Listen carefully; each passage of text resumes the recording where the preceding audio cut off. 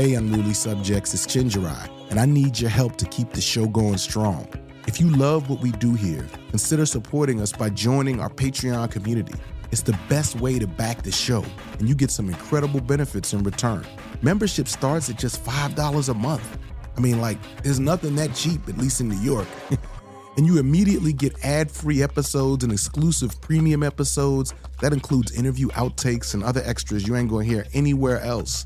But that's not all. You can access the Unruly chat and polls. When we have a live event, you're gonna get the pre-sale tickets and the merch. Oh my God, the merch. You know the merch is gonna be fly.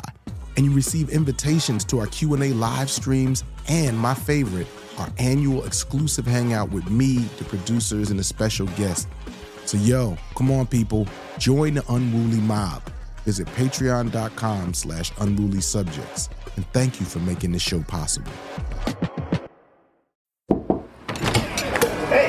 Row Home Productions. Even Bulls fans have to acknowledge that it's been fun to watch the Warriors and the greatest shooter of all time, because I gave him some tips right before, about 5 seasons ago. There's film of this in the White House. Mr. Steph Curry. After 4 championships, 2 MVPs, and a finals MVP, and just 3 years after the NBA celebrated his acts of social justice, Steph Curry is underwriting the architecture of the Israeli security state. Curry is helping to give cover to a system in which Silicon Valley capital fuels the private sector companies that prop up Israeli oppression.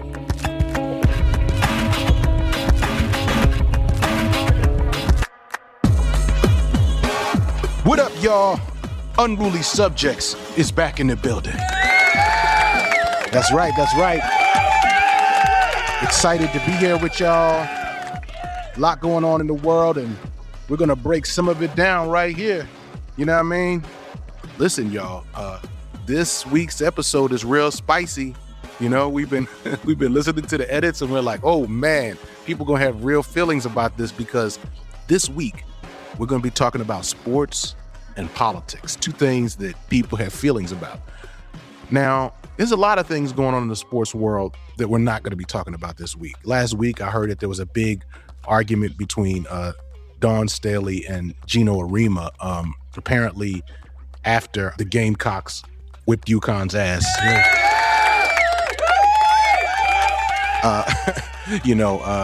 Gino Arima had things to say, and I don't know anything about that debate, but I will say this. I used to teach at Clemson. Clemson has a big rivalry with the Gamecocks, but when it comes to this debate, I got to ride with South Carolina. I'm riding with Dawn Staley. I don't even know the full context, but seems like Gino was wrong. But we're not going to talk about that. Also, I'm hearing a lot of stuff about LeBron. Like, LeBron has apparently made comments about places he doesn't like to play, and that includes Cleveland. And, I don't know why. I don't know why he feels that way, but I definitely understand why people in Cleveland might be raising an eyebrow at that. But, I don't know. I mean, again, I'm way out my lane here. But something I don't hear anybody talking about enough is the reporting I'm learning about that Steph Curry and other NBA players are invested in Israeli technology, like particularly Israeli security technology, that is very much linked to the kinds of things that Israeli military is doing in Gaza, Lebanon, and the occupation in Palestine in general. I mean, that strikes me as huge. Like, Steph Curry is he seems like he's the most popular basketball player in the world to me, right? He's certainly, like the most celebrated and best shooter. And, he also seems like his brand has been that he's kind of mildly progressive. So the idea that he's invested in Israel right now, I mean, y'all, like, I really want people to help me answer this question. So that's what we're going to get into, and we're going to go way into it. We're going to go into the details. We're going to go into the problems. And there's another part of this that we're going to talk about, which is the way that various entities, be it, tech entrepreneurs, the state of Israel, other governments, reach out to Black NBA players in particular because they want to tap into their sense of authenticity and coolness. And, the fact that these guys might be coming from sort of impoverished backgrounds or whatever. And, they're actually reaching to these guys because they feel like they can kind of give cover to some things that we should be thinking very, very critically about. So we're going to get into all of that. We're going all the way in. But first, I want to take care of a little business. First of all, we are making this show independently. So shout out to my Patreon supporters. You know what I mean? We are making this show independently and for free. And if you want this to keep happening, we need people to step up and support us on patreon.com/unruly subjects or unrulysubjectspodcast.com. And if you're already a Patreon member, you're going to see that we are putting up some really powerful stuff there before it goes out on the show, and some stuff that's just going to be exclusively there. And one thing that we have up now is this interview with Pastor Jay Bergen. He talks about a group of clergy and community members that took direct action at an ICE facility. They blocked the garage doors where ICE vehicles move in and out of, and they really were like, we're going to not just talk about thoughts and prayers, we're going to interrupt the machinery of detention and deportation. And in that conversation, he talks about, the violence they faced, but also why he understood their action as a form of prayer, which is really powerful. So I really want y'all to hear that. And that's the kind of stuff that's up on Patreon. We got lots of other stuff. In fact, we have some things we're working on right now that are going to come out in coming weeks. So just join us. But the main thing is, if you want the show to keep going, we really appreciate that. All right, y'all. As I said earlier, today we're going to talk about Steph Curry, the NBA, and a set of investments that connect one of the most celebrated athletes in the world to Israeli cybersecurity and security tech firms. A recent report that was published by the magazine called The Nation says that Curry, through his role with Penny Jar Capital, has participated in major venture rounds funding Israeli cybersecurity startups, including Upwind Security and Zafran. And the same report says those firms have deep ties to Israeli's security infrastructure. And it notes that they are both led by veterans of elite Israeli military intelligence units like Unit 8200. And you can see this if you look up Zafran or Upwind. You can see who's leading them and what the conversations are. So this episode is about business because Curry, who's already extremely wealthy, is going to profit more from this. But it also connects to war, right? And genocide. And all the different kinds of, sort of oppressive, violent measures that the state of Israel is taking. But it's also about image, right? Because when you have these athletes, these players who are globally admired, bringing their charisma, their credibility, and their cool, quite frankly, into these kinds of ventures, that functions as cover for institutions and states whose violence would otherwise be something that you would never normalize. You're going to hear this incredible conversation with my friend, Professor Demetrius Noble and Dave Zirin, who's an incredible journalist and sports writer. And in this conversation, Dave is going to use the phrase Israeli panopticon. I want to explain that briefly before we start because you're going to hear it a lot. This whole idea of a panopticon is basically this. You set up a security sort of surveillance infrastructure that makes people feel like they might be watched at any time. And when people feel like that, they start to censor themselves, right? And they actually internalize control. So it's not just about one camera or one checkpoint. It's actually you're building this entire infrastructure of surveillance that reaches so deeply into everyday life that domination starts to feel constant, even when the force, like the police or military, is not always visible. And in this case, that idea helps describe a wider system of cloud security, cyber intelligence, military tech, and surveillance that undergirds the occupation and control we see in Israel. So when you hear, Dave say Israeli panopticon, that's what he's talking about. And you can see how it's very much linked to what Curry and some other NBA players are invested in. And the impacts of this aren't abstract. But before I talk about those impacts, let me just say one thing really clearly. I just want to get this out the way.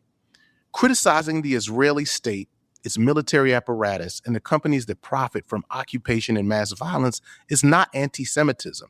In fact, it's my opinion that distinguishing the wicked politics of the Israeli state from Jewish people is actually necessary if we're serious about fighting anti-Semitism and standing in solidarity with Jews. And so I just, want to make that clear just in case there's any confusion. And so having said that, the impacts of what Curry and other players are invested in is not abstract, right? Reuters reported this week that Israel's 2-year military campaign in Gaza has killed more than 72,000 Palestinians, most of them civilians, according to Gazan health authorities.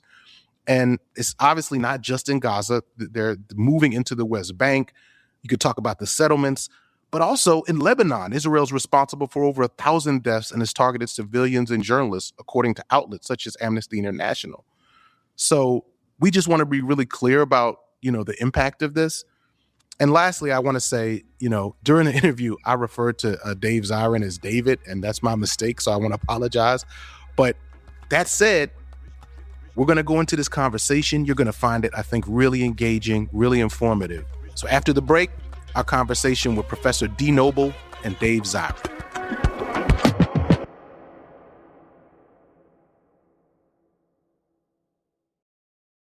Unruly Subjects is supported by listeners just like you. Join us at patreon.com/unrulysubjects.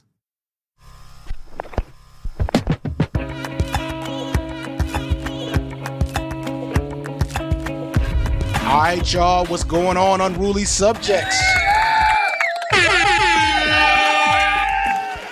Yo. Every week I say it's a big one, you know what I mean? I'm like, this is a big, but this one really is a big one because I got two people who have been so instructive to my own critical thinking. And also we got a topic that is kind of spicy, you know what I mean? Like, I'm going to let you know right now, we're going to put this episode out here. And let's just say from the gate, there's going to be some people who ain't going to be happy with it. They're not going to be feeling it, but it doesn't matter because it's important. So I recently came across some great reporting in The Nation that talked about Steph Curry's investments in Israeli tech and like Israeli security. And this struck me as really interesting, especially at this moment, right? When there is a lot of critical discussion about Israel. There is, Israel and the U.S. are conjoined in a genocide in Gaza. I wanted to kind of go deeper, but again, I'm not the sports guy. So I was like, what if I could actually bring two of the smartest commentators, critical commentators on popular culture and sports that I know? What if I could get someone like David Zirin, sports editor at The Nation, who also used to work with Slam, you know what I mean? And we got him. We got him here, you know what I'm saying? And then I was like, okay, that's intimidating to interview Dave. You know what I mean? If I somehow could persuade him to come on our strange and wonderful show, who has the chops with both sports and culture that could engage it? And I said, what if I could get my friend, Professor Demetrius Noble, you know what I mean, who teaches African American Diaspora Studies at UNC Greensboro, to interview David Zirin? That would be crazy, right?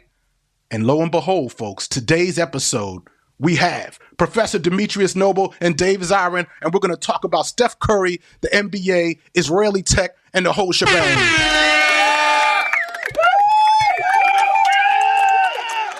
So,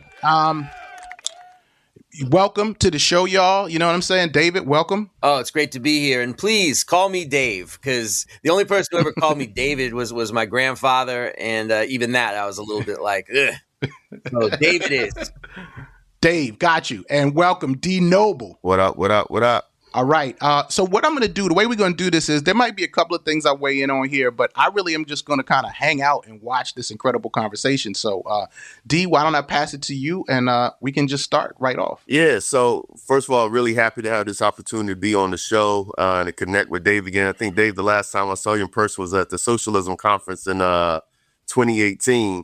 And you popped in on my talk on Kaepernick when all of that was going on. So great to connect with you again here. But if you would just kind of open up the space and kind of talk about the article that Chenj mentioned that recently appeared in The Nation that talks about Steph Curry's investment in this space benefiting Israel specifically. Yeah, let's talk about it. The profit-making potential of investing in the Israeli panopticon is what we're talking about here. First and foremost, I want to shout out the author of that article that you guys are talking about in The Nation, Lee Escobedo.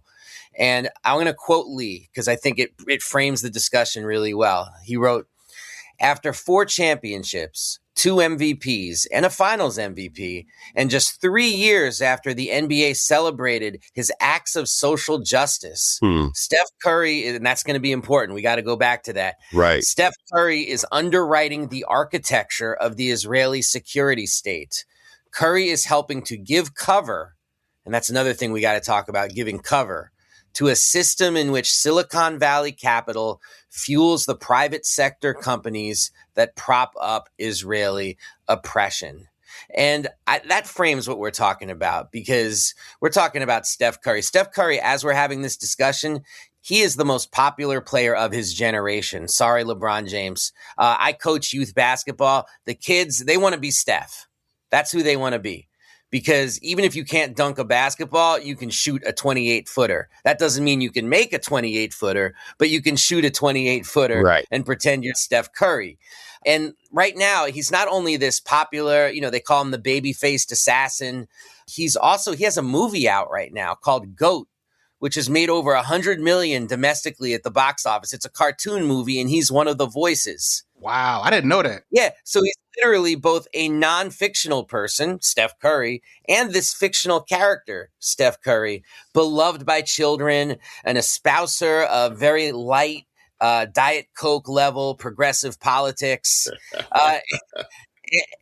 We could call him part of the pep squad, progressive except for Palestine, and somebody who is a deep investor in the Israeli panopticon. And that's, I think, why it's so good we're having this show, because that's what we're trying to make sense of, is how this person who just 3 years ago was given the Kareem Abdul-Jabbar Social Justice Award by the NBA is now somebody who is part of a process that's funding literally hundreds of millions of dollars into a system of apartheid and oppression. Yeah, and Dave, before we move on, I think this point that you really brought up is really crucial, because I think it speaks to a larger trend within the NBA, right? Of folks that are kind of getting these social justice accolades and props, but really don't have the type of politics that support that.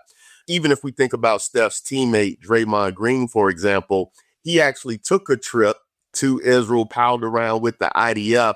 And this comes shortly after they refused to go to the White House to meet with Trump for the championship ceremony. So I think that kind of speaks to this interesting contradiction where they can appear to be progressive on some fronts, but then are very malleable to this imperialist boomerang on the other side. And LeBron James also is someone who was coming to the fray recently as well, for saying, hearing nothing but great things about Israel. And he's constantly championed as someone that's like this progressive ambassador in the sports world. Could you speak to this kind of trend more broadly? Yeah, first I'll start something with LeBron. This is how long I've been doing this. I looked this up. I wrote an article about LeBron James when he was 19 years old. Dude is 41. Wow. And so it's like I've grown up I was young when I was doing that writing. So it's like I've grown up as a sports writer watching this person and his political evolution, and in this case, devolution over all these years. I mean, I'll put my cards on the table. I've always believed that athletes have this incredible ability to, as Dr. Harry Edwards, the great sports sociologist, put it, to be the canary in the coal mine. In other words, to be the people who see things and say things before the rest of us. And that ability is very strong. And you see that in LeBron's history. For example, when he posed with the Miami Heat with hoodies on to protest George Zimmerman's murder of Trayvon Martin, and doing that before Ferguson, before the general start of what we see as the Black Lives Matter movement. To me, it speaks to who LeBron wants to be. And I'll just say this is the LeBron where he is right now to me, is people might know that Laura Ingraham, the Fox News hack, infamously said to LeBron that he should just shut up and dribble. Right. And he wore it as a badge of honor and was like, shut up and dribble. No, I'm going to talk about politics. I'm going to do this. I'm going to do that. You can't tell me to shut up and dribble. Recently, LeBron and his business partners branded the phrase shut up and dribble to put on T-shirts, to put on mouse pads, to put on all sorts of items, like basically to sell it. And, this isn't just about LeBron and his moral structure. This is about capitalism. Now, Draymond Green, should I just shut up now? No, keep going. You cooking. All right, Draymond Green. He didn't just go to Israel. I mean, he went with his family as part of an organization called Friends of the IDF. Right. Friends of Israeli Defense Forces. People can see it online. It's Draymond Green in military gear posing as a sniper. Talk about it. As a sniper. Oh, my God. For the state of Israel. And this totally fits a pattern of something both NBA and NFL owners do, which is, and in the NBA, this happens with a lot of money from Miriam Adelson, who people might know as the owner of the Dallas Mavericks, who gave $100 million for the election of Donald Trump. She also signed off on the trading of Luka Doncic to the Lakers, so nobody should take her too seriously. Boom, putting that out there. But what this is, when they do this, like they do these trips where they bring people like Draymond over to Israel, they bring people like Steph over to Israel, they bring people like leading NFL players over to Israel, and they do this, and they're very open about this because they want these athletes, particularly black athletes, they are very open about this, to come back to the United States and basically be emissaries for Israel. Right. And it is a conscious attack on, I'll call it, the politics of someone like Angela Davis, who has worked her whole life to show these comparisons between Gaza and being black in the United States and to build those connections. She wrote the book, Freedom, I believe it's called Freedom is a Constant Struggle, about bringing these two worlds together. And of course, we saw during the Black Lives Matter movement, the incredible points of connection that took place between people in Gaza and people in Ferguson, sending each other information, like murals of Michael Brown and George Floyd showing up on the walls in Gaza, tips about what to do with tear gas sent from Gaza showing up in Ferguson. This is their effort to fight against that by sending back black athletes who will say things like LeBron said, "I've only heard good things about Israel." And by the way, LeBron is, I got to say, because people might think I'm just saying that like, oh, he was speaking off the cuff to a reporter.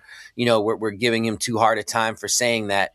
Two things. One, LeBron James's brain has been described as a supercomputer. Right. He doesn't say anything without a deep intentionality. And the second thing is for him to say, "I've heard nothing but good things," when he said this at the All-Star game, when Kyrie Irving, his former running buddy on the Cavs, is sitting right there at courtside wearing a shirt that to commemorate the members of the press who were murdered by the IDF. Right. For him to say, "I've heard nothing but great things," it doesn't only strain credulity, it's an insult to our collective intelligence.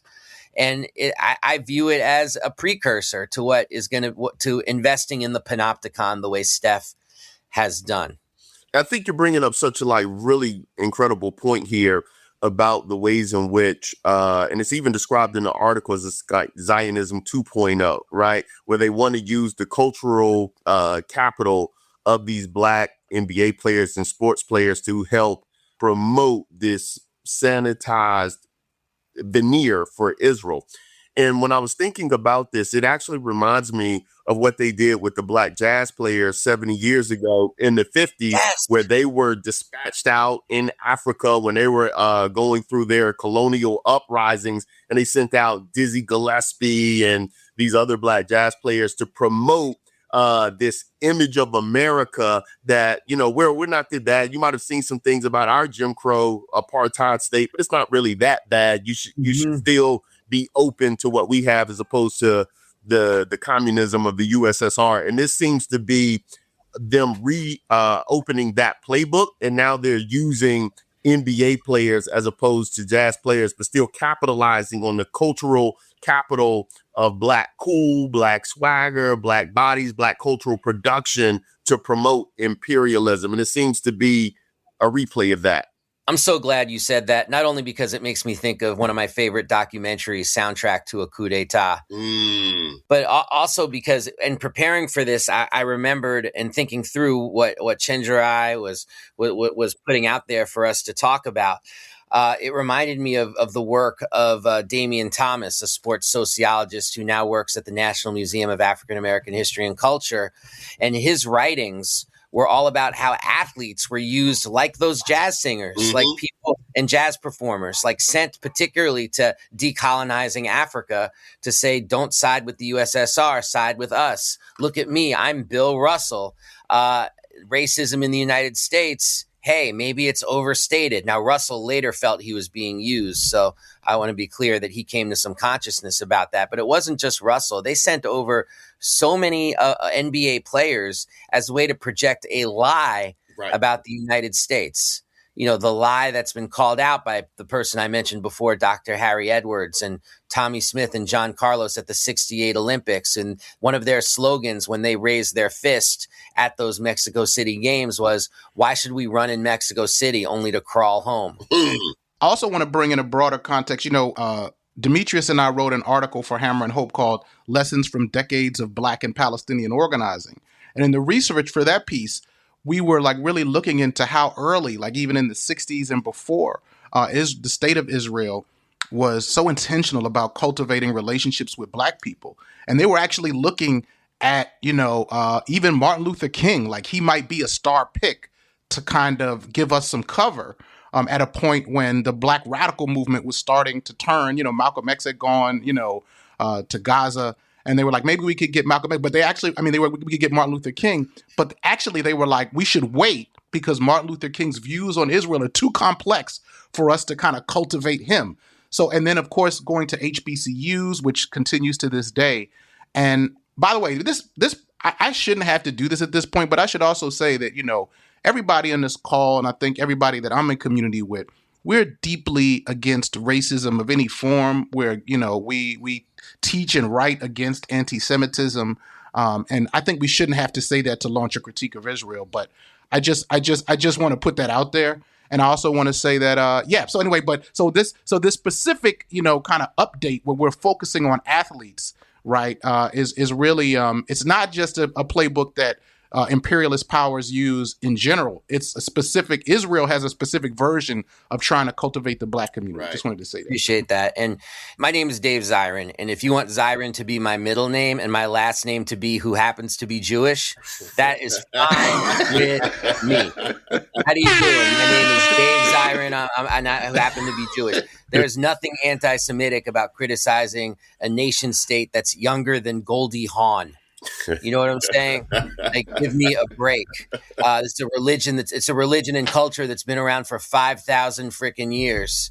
And the idea that it walks hand in hand with an apartheid state is actually, to me, the true anti-Semitism. People will say that. It's like, how dare you? But one of the things we're talking about, whether it's Bill Russell or Dizzy Gillespie or Steph Curry or Draymond Green, I mean, we could, in the sports world, we call it sports washing. We call it music washing if we're talking about jazz or culture washing. But sports washing is something that is a phrase that people should know. Very simply, it's when states, usually dictatorial or fascist states, but the United States certainly does it too, they use sports as a way to cover up for their crimes, basically. They say, look at sports. Look at what we're doing in sports. That proves our progressive or virtuous nature through the world. And sports washing has an internal and external function in a country. Like, internally, it's basically saying to your population, look at everything we're doing. We're bringing tourism. We're bringing money. Just don't look at how we're oppressing people. Right. Just don't look how we're cutting down on people's rights. That's what's happening in Los Angeles right now with the prep for both the World Cup and the Olympics. It's tons of sports washing going on there. The most famous example is probably the 1936 Olympics in Hitler's Berlin, where it was, look how amazing these Olympics are. And oh, by the way, don't look at the people that were ethnically cleansing from the streets of Berlin.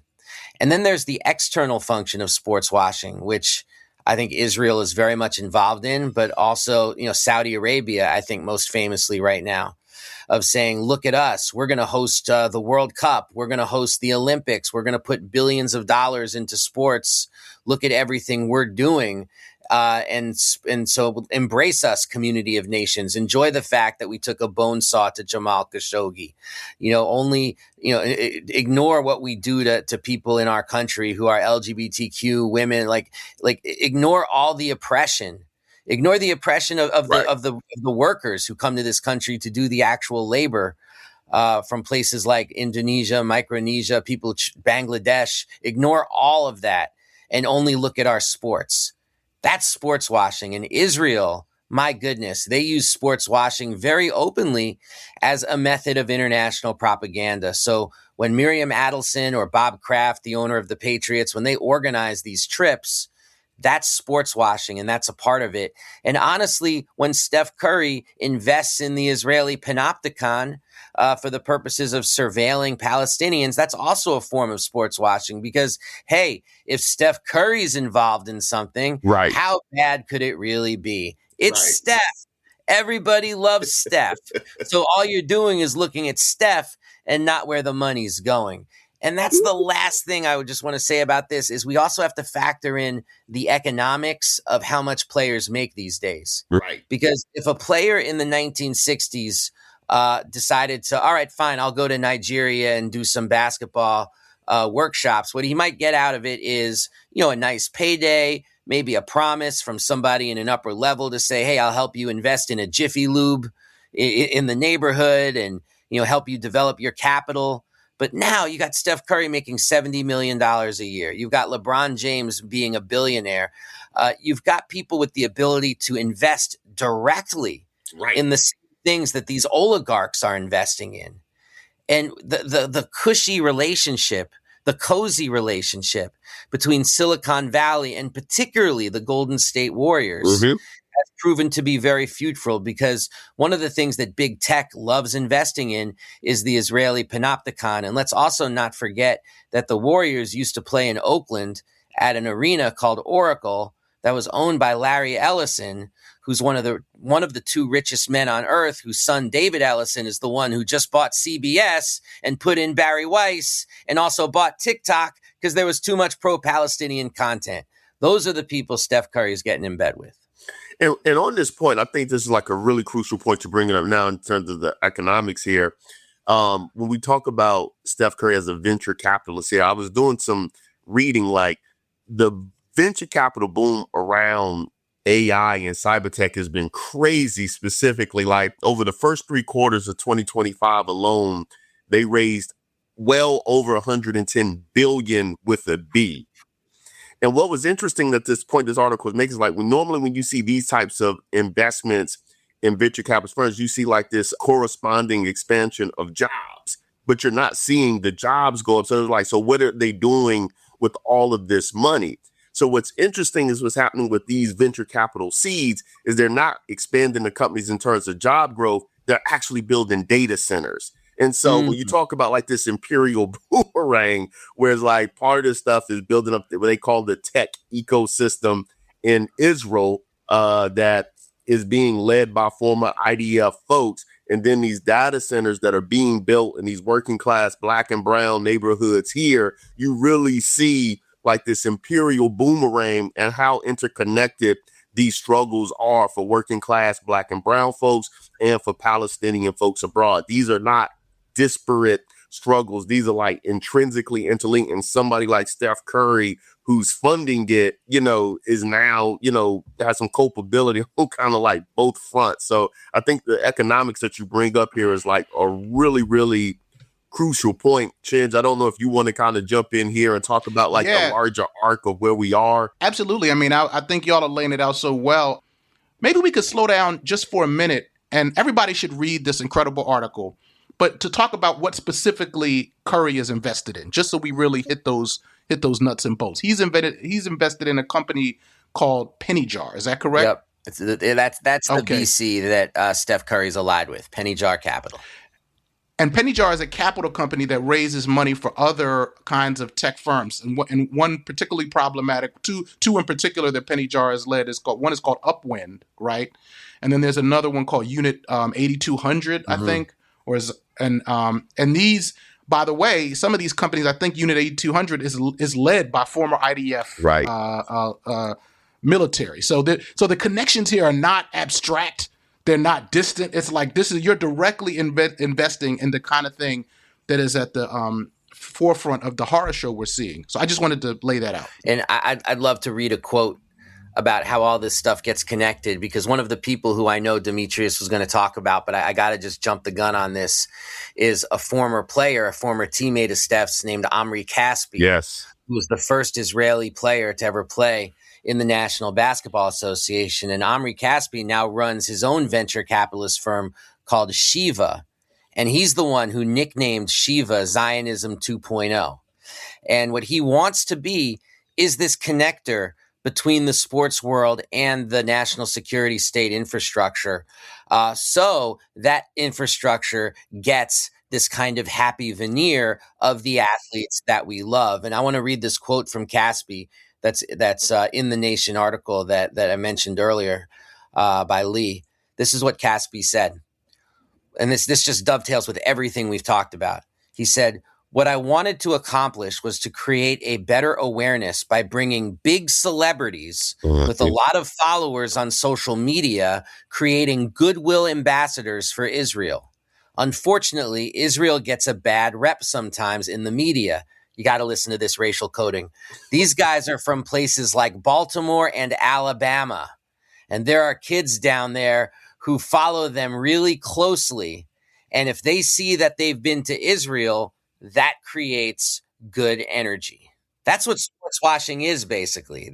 There it is. There it is. And the importance, and this just goes with the work that you guys did with Hammer and Hope, the way in which he's very specifically saying, we want to split this idea that there's some sort of Black and Palestinian commonality. That's our job. That's what we're trying to do. And we're going to do it by getting NBA players who are de facto billionaires to invest in Israeli tech and then be the face of that.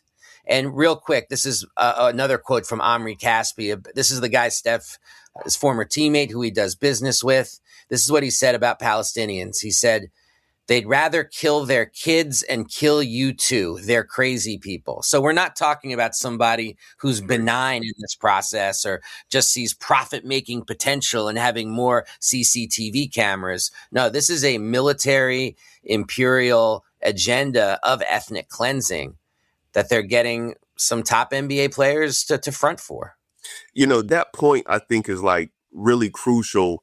And it brings me to something that Chenjerai speak about often. And I want to circle back to something you said in your opening statement about, well, what is it that we would want, right? A LeBron James, a Steph Curry to do.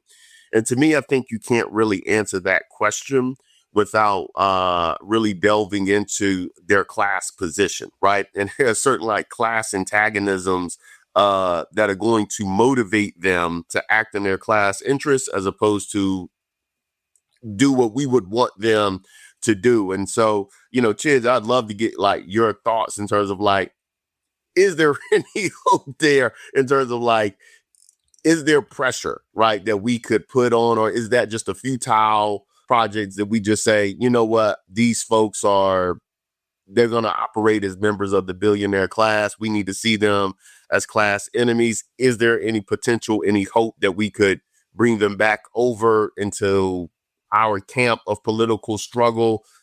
And how contested of that, you know, of a question should that be? And Dave, I would love your thoughts on that as well, because I know, you know, you're someone who really kind of, like you said, that canary in the coal mine, but how much credence can we put on that given their class position? I mean, I think for me, this is a great question. By the way, this is a great conversation. I'm learning so much, and I really appreciate y'all dialing this in. I think there's two separate questions. One, the question in a way to me about Steph Curry and LeBron and Caspi and these athletes as individuals is, for me, the smaller question. Actually, this isn't really just about them. I mean, of course, because if we're going to talk about people who have facilitated a genocide, we need to be talking about, the United States government, including the Democratic Party. But what I would say is, I do think, as the organizer always wants to hold out the possibility that somebody can have a revelation and then use their cultural power in a different way. So in that way, I feel like the critical task is to never pull punches on the critique, as we're not doing here, but to hold open a possibility to say, as hard as this sounds, it's still an invitation to you to do something different, right? To not foreclose that possibility by impugning someone's intentions, even though You all have laid out the political economy as pretty clearly what people stand to gain. But the larger question, I think, is what do we need to do as movements, right? And as people who want to end this, to exert more pressure on these public figures, right? In other words, right now, capital is able to kind of put them into a situation where the incentives are clear. But I remember reading a book about essentially in the 60s, and they talked about different Black R&B acts and soul acts, some of whom did not automatically have politics. Like that soundtrack of 60s soul music now is so embedded with the movement that you would think all these people had radical politics. But you could look at somebody like James Brown. He was kind of, here's a person who endorsed, Nixon and all kind of other way, But if you talk some of those interviews back then, they said they were feeling the pressure from the culture in a way that made them turn. So I think that maybe is like the bigger question is like, how does our movement build the strength where even if someone sees the business incentive, they're like, yo, I can't do that because there's something else I need to be attending to. I would add to that I would say that in the NBA, it is an open ideological question as to whether they're going to fall in line with Israel or whether they're going to stand with people who are victims of genocide and survivors of genocide. It is an open question because you do have people like Kyrie Irving, former players like Atan Thomas and Tariq Abdul-Wahad. You have Dwight Howard, of all people, who sometimes people look at as a guy who wasn't a serious person. He was putting up Free Palestine in 2014 and got a call from the league that he had to take it down. And he's spoken about that publicly before. I think it's also an open ideological question because all of these folks, they tip their hat and bow their head for Muhammad Ali. Like he is a universally thought of hero. People might remember the ESPY Awards where LeBron James, Chris Paul, Carmelo Anthony, and Dwayne Wade all took the stage and did a tribute to Muhammad Ali and a tribute to the idea of being a political athlete. That was right after Ali passed in 2016.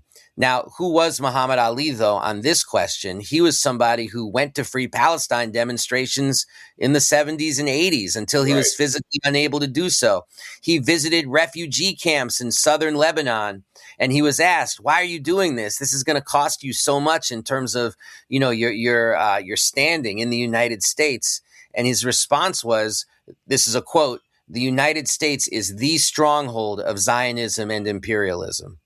And so that's who Ali was. So our ability as a movement to point out the contradictions of praising Ali and investing in the Israeli panopticon, the contradiction of saying, I've only heard great things about Israel when Spike Lee is sitting 10 feet away from you with a Palestinian flag on his back, and to pretend that doesn't exist, or to pretend that Kyrie Irving isn't wearing a keffiyeh to every press conference that he's in.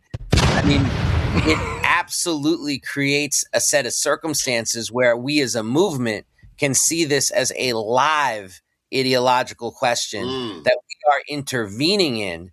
So we can say to Steph Curry, when we get the chance to do so, hey, you care very deeply about poor Black and brown people in Oakland. You've shown that time and again. How can you support a panopticon that's going to have a boomerang effect and come back and really affect and oppress those same people?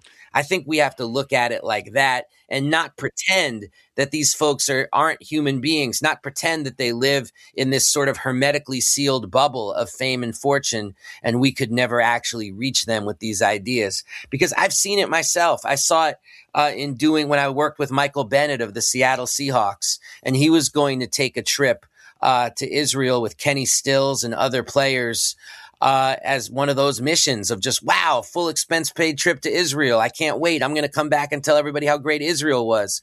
And it was Angela Davis and the great Palestinian activist Nora Erekat who actually got in touch with Michael Bennett and convinced him to publicly not go on this trip and to write a letter that was in The Nation magazine about why he was not going on this trip and rooting it in resistance to racism and apartheid. If we could do that with NFL players with their non-guaranteed contracts, then I think we can do it with anybody. I like that. I really, that makes a lot of sense. One other dimension of this I want to bring in, and it's one reason why, again, D. Noble and I have robust, spirited debates on this, but it's like, I've noticed that when people sometimes unleash these critiques, fans of these people become very defensive. Now, one way to look at it is to just get angry at the fans, which I definitely do at different times.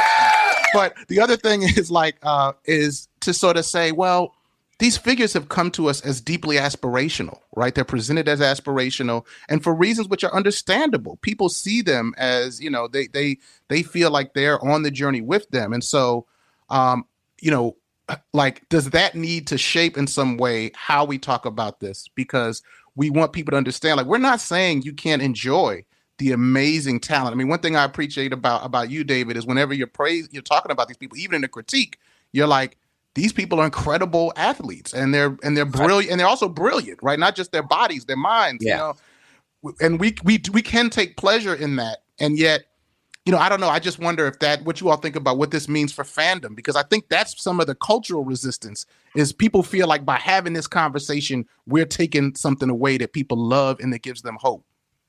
I think this is a really rich question, and I think it has implications and reverberations across cultural production writ large, right? And I think in some ways what your question also kind of is getting at are these notions of cancel culture, right? Where folks are wondering can we still take pleasure and enjoy the brilliance, the artistry, the performance when we have these outstanding critiques, right? How do we reconcile these things? How do we situate these things within a larger politic? And I do think that's something that we have to grapple and wrestle with. And I think that's a really important ideological consideration. And I think what Dave said really gives us a really kind of fertile terrain to operate on with that, which these are open, live questions, right? They aren't fixed. This ground is not static, hardly, right? And we have an opportunity by engaging them to intervene on it and invite them to better worldviews, to what we're doing. And I think a real question here is we have to galvanize enough momentum as a movement to create the gravitational pull. So one thing that was happening in the 60s is that the people had really just removed all that inertia and was such a gravitational force. The sports, the singers, all the cultural producers had to respond to that momentum, to that energy, and to the point you were making, Chenj, it was the money's here, but there's this other energy, this force that I have to respond to. It was I am compelled to respond to this, right? And so I think the challenge for us is how do we build our movements back up where we have that type of gravitational force and pull to make them respond to us, and you have to engage them to make them respond. So I think the challenge for us is not looking at a zero-sum game, but saying we can engage them, and we have to engage them earnestly and still invite them into this project. Dave? Beautifully put. I want to throw in this about two people named James Brown. One, James Brown, the other, Jim Brown. Now, one of the things, the football player / activists, and both of them really awful histories in terms of their violence against women, relationships with women. All of that is part of their history and their package. Both of them also supported Richard Nixon. Mm-hmm. But you know what? The support of Nixon did not change the fact that James Brown wrote, "Say it loud, I'm black and I'm proud." And it didn't change the fact that Jim Brown was somebody who, from the way he played and carried himself, was almost for many people the personification of not just black power, but black manhood during a period where black men were derided as boys. Mm-hmm. And so the cultural strength of both of them existed in a lot of ways in a sphere independent of who they were politically as human beings. Mm. And that's part of culture as well. And that's part of art as well.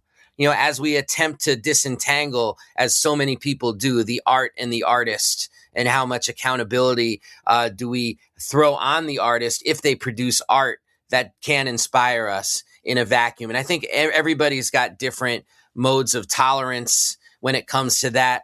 Like, I find it very interesting that on my local radio station here, they don't play R. Kelly anymore, but they do play Michael Jackson. So you ask yourself, why is that the case? I mean, there's some things we're willing to abide and some things we aren't. And I think that can oftentimes be a deeply personal question. And I'm trying to also be very careful. I'm hearing voices in my own head saying, let's always, please remember that, this is about people like Larry Ellison. This is about people like Barry Weiss. This is about the Democratic Party. This is about the Republican Party. This is about all these forces of white supremacism, patriarchy, and capitalism that these players are just caught in the matrix of. Right. They're not the creators of the matrix. They're the responders to the matrix. And we want them to respond from the point of view of resistance, not from the point of view of how do I profit off of this. Right. And so I think basketball is art. I always have and I always will. And when I watch these artists like Steph Curry and LeBron James, I'm not going to call Draymond Green an artist, but that's just because I'm a hater. But like when you see these artists, I respect them for their art and for the inspiration that art provides, and for me imagining myself like, wow, I'd love to live in a society where everybody can dunk. Okay. Maybe we'll never live in that society, but that sense of inspiration that they can provide, I think, emboldens us and emboldens our movements, and frankly, should embolden us to say, hey, Steph Curry, the way you inspire us on the court, we want you to inspire us that way off the court. Word. And not make the easy decision to invest in the Israeli panopticon, and instead make the tough decision to stand with the victims of that panopticon. And the victims of that panopticon are not only in Gaza and the West Bank, they're in Oakland and San Francisco. Say that. Word. That's so well said. That's so well said, man.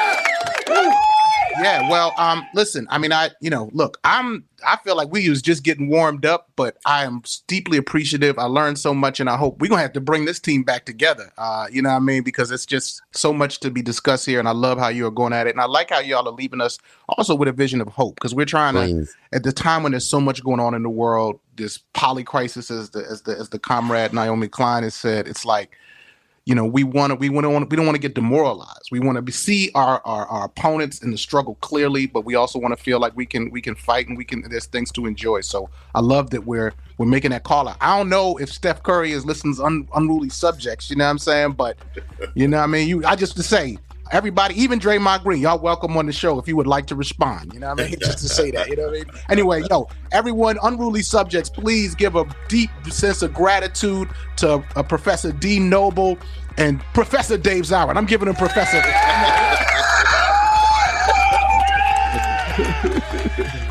Available to be hired. Yes. All right, y'all. Thank you so much. Thank you. Peace.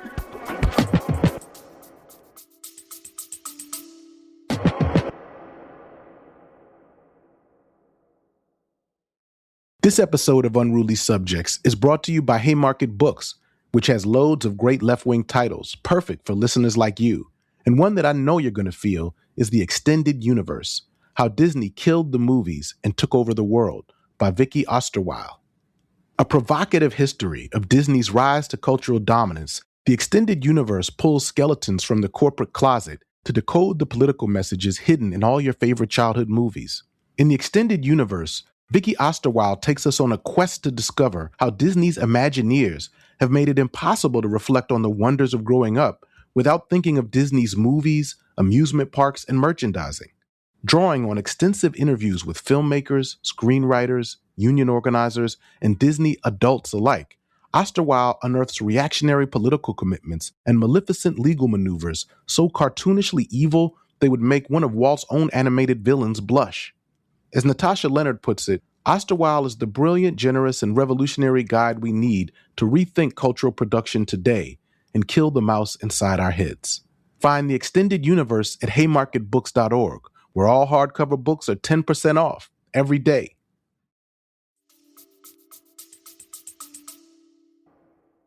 All right, y'all. So for our dessert this week, we're going to be joined by CoCo Watson. She's an incredible singer and cultural organizer who we've had on the show before, and Professor D. Noble.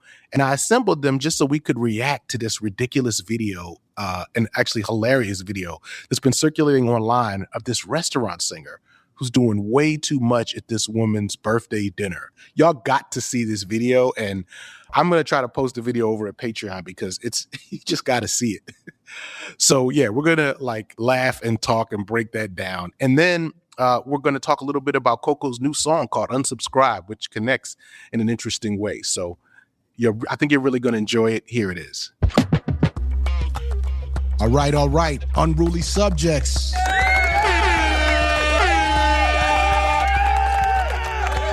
Yeah, y'all. Listen, I had to assemble, you know what I'm saying? I had to assemble the hero squad, you know what I mean? I had to assemble everybody with the superpowers. I feel like what we're about to do is probably in the category of unserious news because, you know what I'm saying? Like, there's so much serious news in the world. There's times where it's important to get unserious. For real. So, in the building, we have the iconic, the legendary, the melodious CoCo Watson. You know what I'm saying? Melodious. I love that. Thank you. And we also have my brother, the studious. You know what I'm saying? The poetic, the militant, Professor D. Noble. What up? What I have assembled you for is, there's a thing circulating out there on social that was a situation that I found both hilarious and kind of puzzling. And I felt y'all were the perfect people to kind of get to the bottom of it. So, dear listeners, I want you to imagine this scenario. You've taken your fiance out. You know, guys, it's just picture it's a woman fiance. And you've taken her out to eat, to dinner. You know what I mean? Nice evening. And, you put a little bug in the ear of the restaurant to say, it's actually my fiance's birthday. You know what I'm saying? So you know what they're going to do at the end of the meal. They come out, with the cake, and they're holding the cake. The candle is lit. There's a single candle. And they're singing happy birthday. But in this case, instead of just singing like the regular happy birthday, the man who's singing it is doing a lot. He's giving you like Usher. He's looking your fiance dead in the eyes as he holds the candlelit cake walking toward her. And he's giving her like Usher, Chris Brown. He's hitting the high notes. He's hitting all kinds of runs and arpeggio, whatever. He's really doing it, right? That's what actually happens in this meme.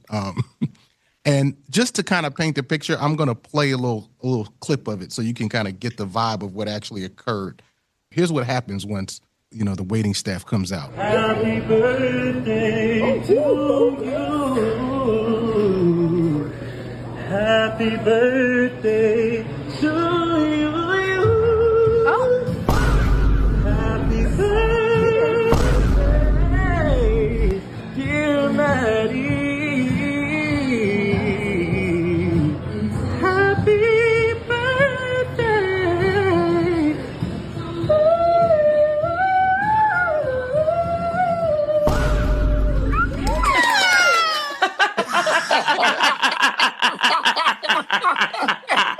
Yo, that's a lot, man. Wow. Oh man. I just gotta say, the fiance did not really look pleased while this man was hitting those notes. Bro was a little shook. super shook.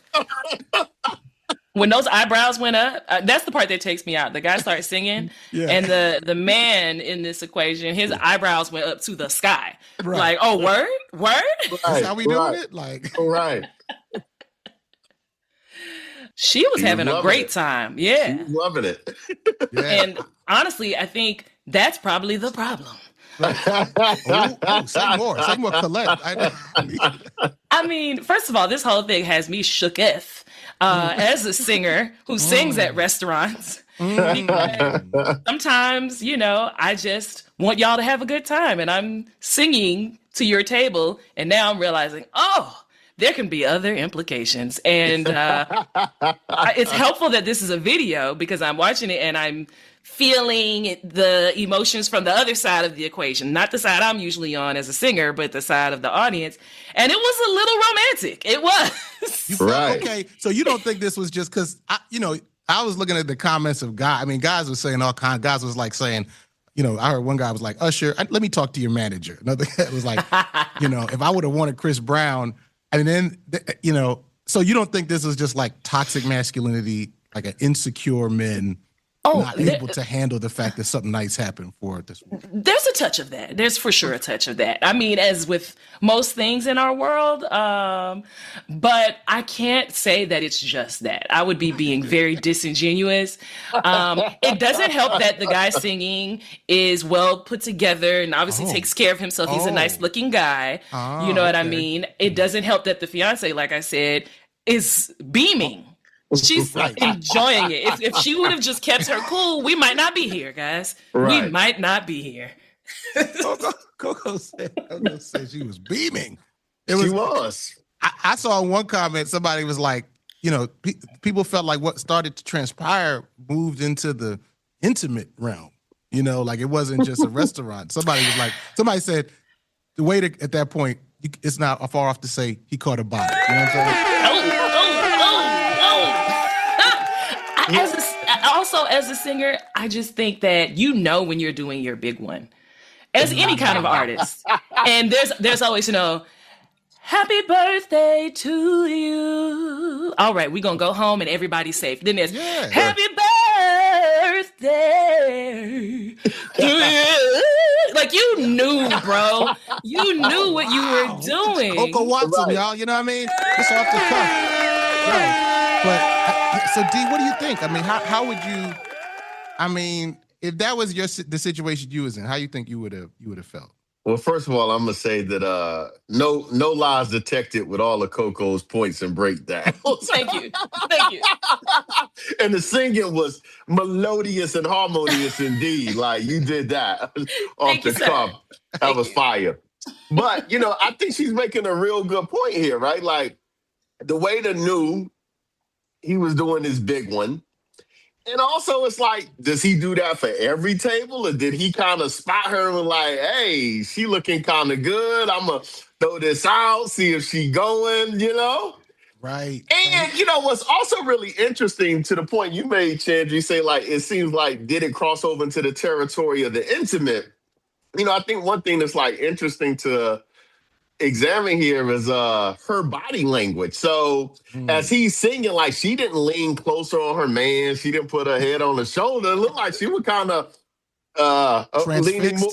Yeah, she was transfixed. Made me wonder if old boy, scoop some icing off with his finger. Oh. I kid. But crazy. Hold on. On that note, can I just go to? There was like a sort of sound that the fiance made that she made at the end that really, she was just expressing her joy. But let's just go back and check this sound again.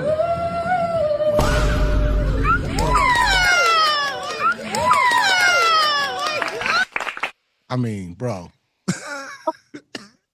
Did you hear that? So funny, yeah. It was like, I don't know what that was. It was a yelp of satisfaction.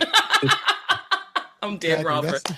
That's what I got. Yeah. I got satisfied. It was a satisfying musical experience. Yeah, we'll call it that. And let me say this: I am 99.9% of the time, right or wrong, I'm taking the woman's side. Period. Right. Yes. I'm just off GP. Right. Girl.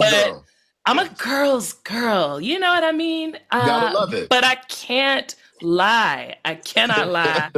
It was a lot happening with the vocal acrobatics, the eye contact. It just, at a certain moment, you have to read the room, as the kids like to say now.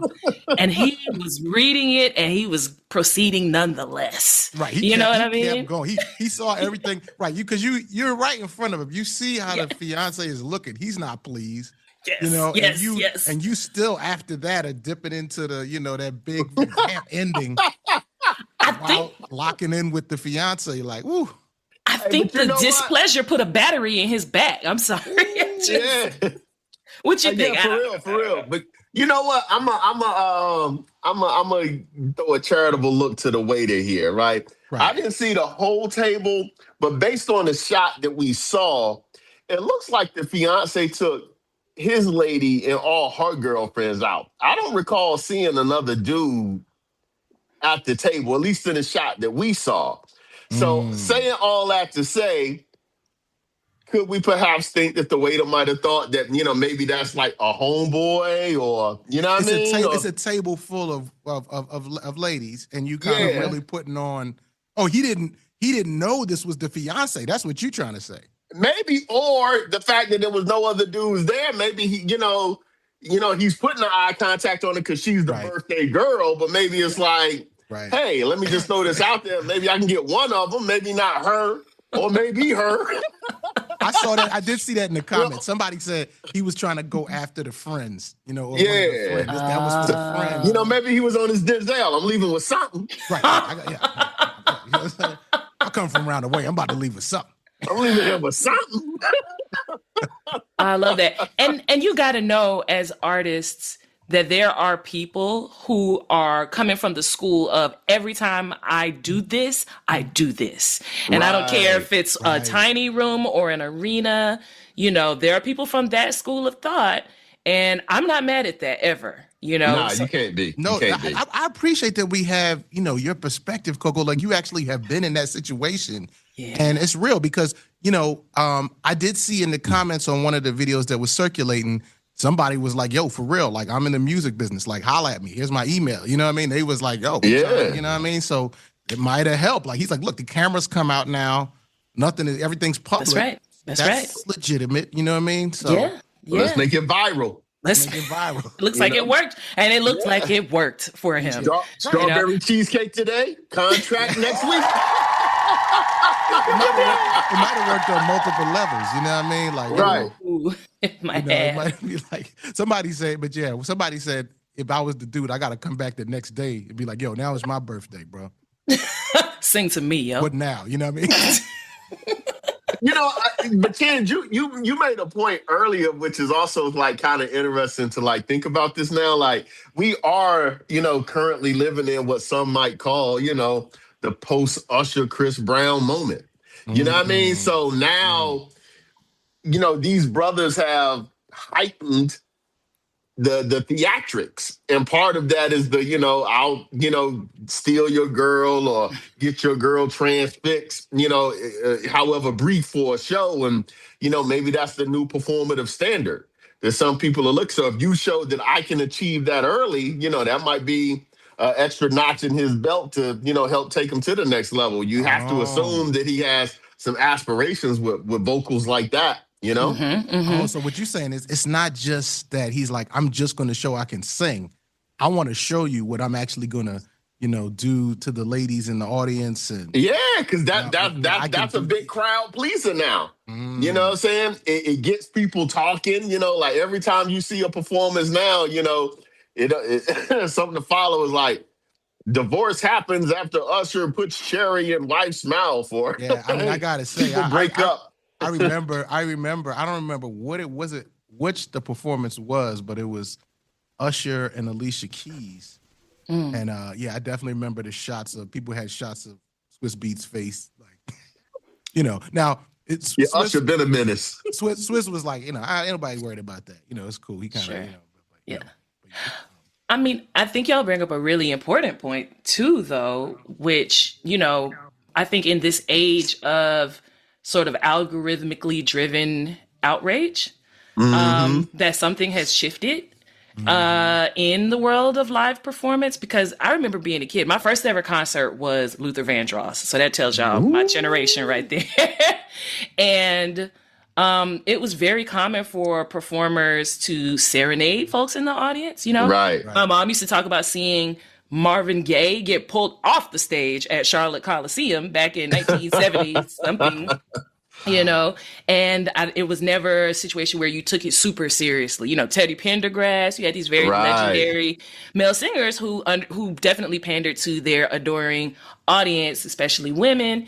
And it wasn't a big deal, I think, until you get kind of that moment you just described, Chinj, and then the moment where, of course, Keke Palmer's partner responds online to what he saw, which was definitely toxic masculinity at play. I don't know what that he was talking about. and it creates now this sort of, I think, cottage industry of how we react to vocal serenades in a way that wasn't necessarily the case, not in a broader like conversation anyway, before, and has changed what we understand about, I think, what used to be kind of an intimate experience, the experience of the audience and the performer in the performance space, that night, that moment that can't be replicated. Now it's for everybody to see over and over again. Right, or just for theater. I mean, it's like, yo, first of all, shout out to CoCo Watson for extracting something serious from the spectacle.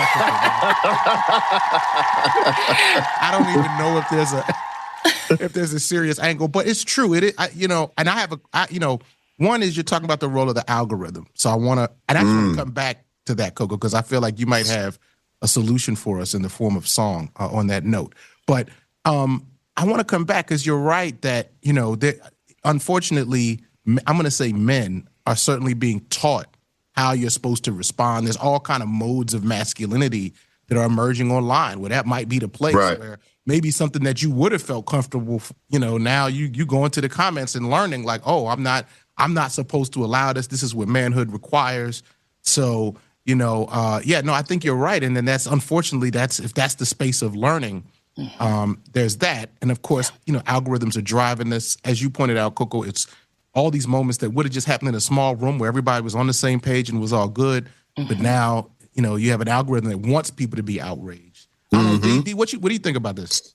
No, I think it's an excellent point. Like, there is a level of manufactured outrage that surrounds these moments now, and there certainly is a gender component to it as well. I think when you think about the opposite, when it's done in reverse, like, because we've also seen, I think it was like Terrence Howard when Beyonce gave him the crazy dance, and I don't recall seeing like this same level of kind of like outrage of Janet Jackson strapped the man down and danced all on him, because there's been women that have done, similar things where they'll pull a guy, out the stage and, I just got to say, Janet was Janet might have even been another level than like the Usher Chris Brown. I mean, I think I got pregnant watching that. Yeah, exactly. Facts, bro. I was like, yo, I mean, she was really, it was intense. But they're not, and I wonder about that. Actually, CoCo, what do you think? Like, how does this work in reverse? Is that something when you're performing, like if you're singing Happy Birthday to Restaurant, are you mindful of that? Are you like, sure. You're like, let me not like, what I'm saying, disrespect somebody's lady right there. Yeah, I am, but that's because I've never been in a fight, and I don't know if I can fight. So now I am from Columbia, South Carolina. Shout out Lincolnshire. Like, I think I can fight. Right. But I have not been proven on the field of battle. I see some folks in Columbia, South Carolina whip the shit out the Klan's ass, right? Yes! You remember that? I'm always telling people about that, and they never believe me. Well, I got all the tape. I got all the receipts. I'm going to send it to you. Thank you. They beat them boys. Oh, my God. It was terrible. Anyway. I was so proud. And so, so that's number one on my list. And then number two, I'm just a sensitive person. Like, I'm highly attuned to other people's feelings and things like that. And I just don't want to I don't want to spoil anybody's special evening. You're here, gas is high, the food ain't cheap. I want you to have a good time ultimately. And I'm the type of person though, like in my relationship, I love to see my partner have a good time. I'm from the South. Right. How can I say this? That's an appropriate way. Right.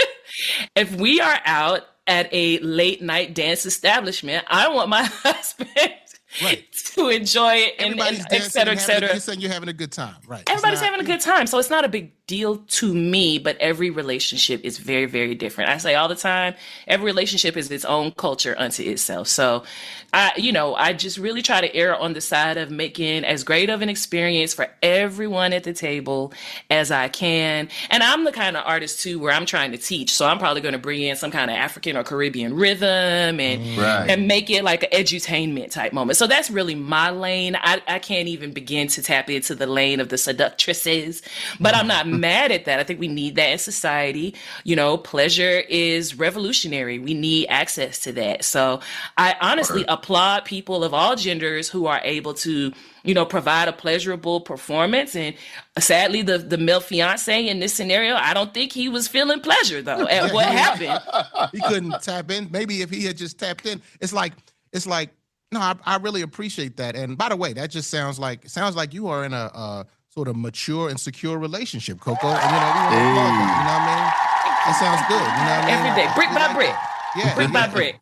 You like that. So that's good. So, but on this topic of the algorithmic outrage, I know you have a new song out that is in some way speaks to that. So could you talk to us about what you're learning? Speaking of edutainment, what do you want to offer us in terms of how we can maybe deal with that? Yeah, listen, we are experiencing a time where, we have to be online to do so many of our basic tasks of everyday life, grocery shopping and different things, maybe not grocery shopping, but so many things that we need to do and sort of like register for. You need car insurance, you need this, you need that. And we just kind of are required to have that online time. But the way these big tech companies function is that they've designed these products to be addictive and to drive our outrage and our pain, to drive bigotry and different kinds of harm.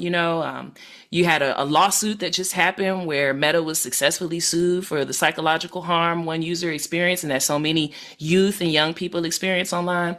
And so for me, being a person who actually remembers what the world was like, pre-smartphone even and pre-social media, I know we're not going back, but I do believe that we can reclaim some of our dignity. Because the truth is that these social media platforms are not free. We are the product. And as long as we are giving inordinate amounts of our attention to these platforms, those companies, Meta, which owns Facebook and Instagram, X, Twitter, what have you, these companies make huge amounts of money off of our attention and our pain. And the more pain we can inflict on each other and ourselves, the more enriched they become. And so they are incentivized and totally unregulated at this time by the people we elect to protect us from that kind of thing. So it's at this time, and I think that will change. But right now, what we can do is to be together in community, offline. We can create safe online spaces like Unruly Subjects, and we can unsubscribe from those profit-driving, pain-driving, online spaces and places. We can unsubscribe from the voices of bigotry and hatred. We can, and we can get back in touch with, the truth of our local communities. We can get back in touch with the truth of our lineages and these beautiful, amazing, true stories that exist out there. So many hardworking, independent journalists are serving up. There's so much other stuff to get into, to tap into, or as they say online now, you can just go outside and touch the grass, right? And so whatever it is that you choose to do, it gives you back so much time when you simply own your power to unsubscribe. And unsubscribe is the name of my new song coming out in June. Yeah, we can. We you know what? I think we're gonna put that out right now. We're gonna listen to it. And when I tell y'all, CoCo Watson got music that's just gonna feel your spirit and make you feel so empowered and good. I mean it. And so, where can people connect with your music? Thank you so much, Chenjerai. I'm deeply grateful. They can connect with my music at ColletteMusic.com, COLLETTE. And you can find me as CoCo Watson on SoundCloud if you want to, get the drop, get the exclusive. Unsubscribe is actually there right now, online, freely available for download. Because I just want folks to get it in their soul. Somebody told me at a show recently the song felt like medicine. That's the highest compliment I could ever get. Shout out to a Black woman elder here in Phoenix who said that to me, and I'm gonna carry it with me everywhere I go. And you can get into it at SoundCloud.com, CoCo Watson. Man, I appreciate it. It's like when you're talking about the social media stuff, I feel like when I try to make some of those points, I just sound like an angry unk. I'm mad at the internet. Word, I feel you. When you say it just sounds like care and medicine. You know what I mean? And then we're gonna hear you sing it, and I'm telling y'all, it's gonna, definitely y'all want to check that out. D Noble, I mean, I don't know, what do you think hearing that, man? You know what I mean? Oh man, I can't wait to hear it again. You shared it with me earlier. I ran it back like 3 times in a row. It's a fire record. No, for real. I listened like 3 straight times. I hit them back. I'm like, this joint is fire. So yeah, I'm really glad that people can get a chance to hear it. And D wouldn't say that either. Like, it's plenty of songs I'll be sending D. I'd be like, yo, what you think? He'd be like, I heard it. I love that. It's like he's not gonna go in, right? Like, no, but he just gives you like the flatline joint, like truth. I love that. Thank you for that. I really appreciate it. Yeah. Thank you for blessing us. By the way, Professor D Noble, if people want to connect with you, man, and see different stuff that you're doing, to see, you know what I'm saying, them like butter outfits you be putting together, man. Where you can find me at Demetrius Noble on IG. Link in with me. Cool, absolutely, and he's again, just so much knowledge. Well, anyway, y'all, I really appreciate y'all coming, joining us, and I feel like I have a way now to sort of unsubscribe from this situation, and maybe I'm better prepared if I ever get a waiter who's out of pocket on the birthday joint at the restaurant too. You know what I'm saying? Really That's when you just pull your loved one close and let them know what it is. Right. Some people would say they would have had to battle. They would have had to battle like Martin or somebody. Like, I'm trying to think of like Marnell Hill. Yeah, go back and forth with him. You know what I mean? Pull out a couple notes. You know what I mean? Like, there you go. Do you even sing? Right. You know what? That's even better. If you don't sing, but you're like, I'm going in. Like, to me, that's love. That's love. Right. Every night I gotta prove my love. Oh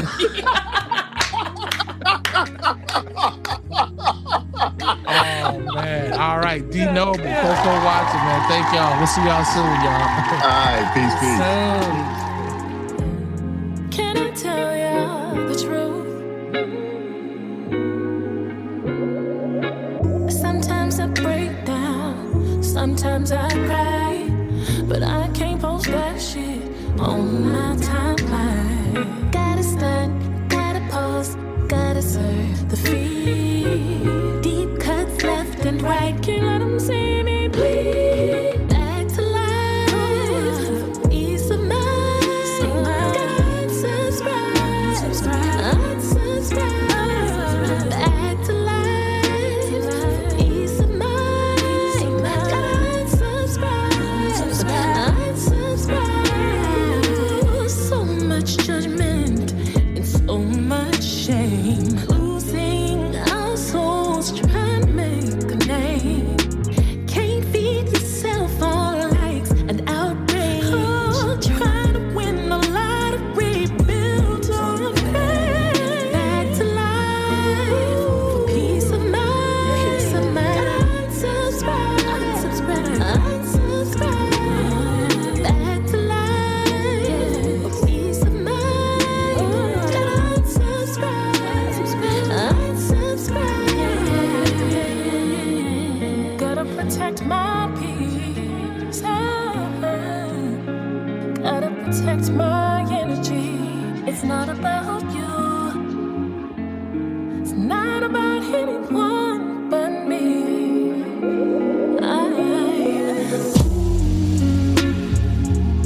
Unruly Subjects is supported by listeners just like you. Join us at unrulysubjectspodcast.com. Unruly Subjects is produced in partnership with Rohome Productions. Alex Lewis is Rohome's creative director. John Myers is Rohome's executive producer. Shout out to my wife, Sadaka. Shout out to my daughter, Yola. Shout out to my assistant, Carissa. And big thanks to my guests this week, Professor D Noble and Dave Zirin. Shout out to Lee Escobedo, the author of the Nation article. Also, big shout out to CoCo Watson. Wow, what an incredible artist. You know what I mean? Speaking of incredible artists, our theme music was composed by Axel Kakutier. Alex Tatusian made our tile art. Make sure you subscribe to Unruly Subjects wherever you get your podcasts. And if you're enjoying the show, leave us a review. You can follow the show on Instagram at Unruly Subjects Pod. And you can also follow my personal Instagram at Chenjerai. And, we post all kind of little show relevant things, show adjacent things there. And by the way, did you hear our episode called How to Kill a Data Center? Woo! It's about the fight against data centers, specifically how the residents of Monterey Park, California, waged a successful campaign against the construction of a data center in their town. And we just had an update on that, actually. I know that the company that proposed this has withdrawn their application, so they just have one more vote and it's officially dead. But they break it down step by step, so you definitely want to check it out. And we will see you next week with some more fire.